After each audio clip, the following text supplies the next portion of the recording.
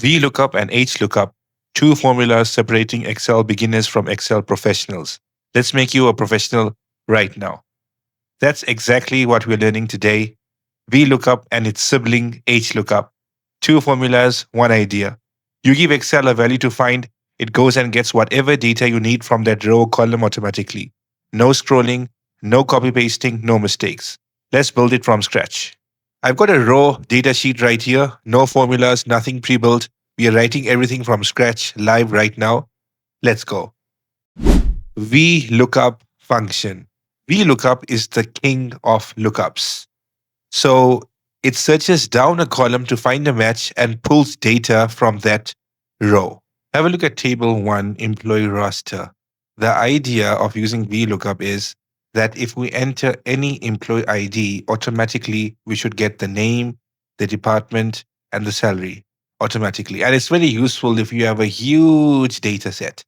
So let's go. I'll scroll down, and here in the section where it says VLOOKUP, here's the lookup ID. Let's just type any ID. I'm going to type the first one for now, E001, right?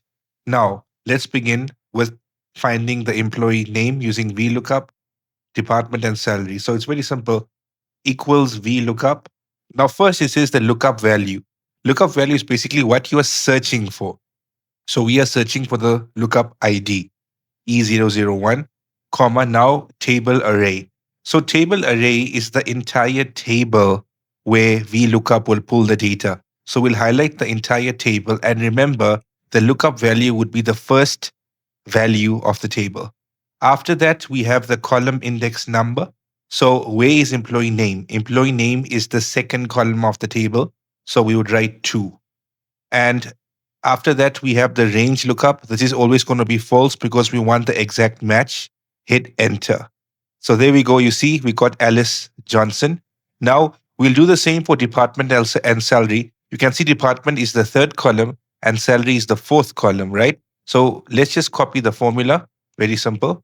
Let's copy it and let's click on the department cell and let's paste the formula. But we'll just change the column number from 2 to 3. There we go. We got the sales department. Now, same thing for salary. Let's paste the formula. Now we will change the column index number from 2 to 4. Now we got the salary. Now, I would want to add data validation in the lookup ID. It would be much easier. So users could then just click on any random lookup ID and then they would get all the information. So under the data ribbon, go to data validation, click allow list.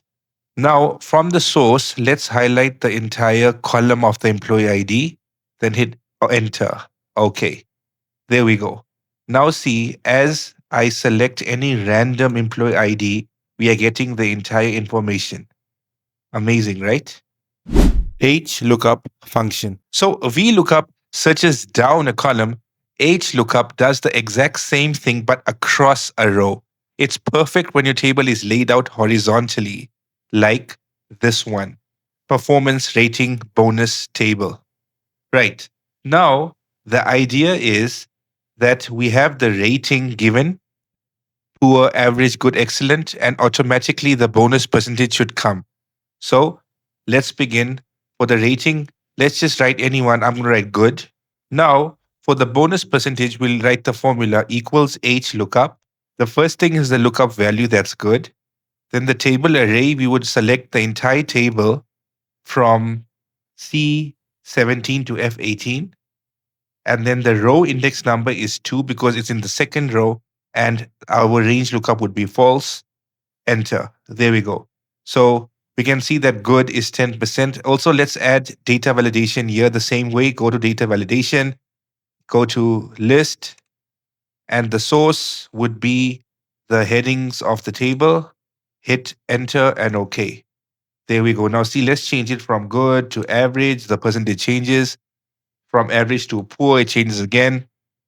And from poor to excellent, it changes again. And that's it. VLOOKUP and HLOOKUP demystified. If you found this video helpful, smash the like button and subscribe my channel for more tutorials.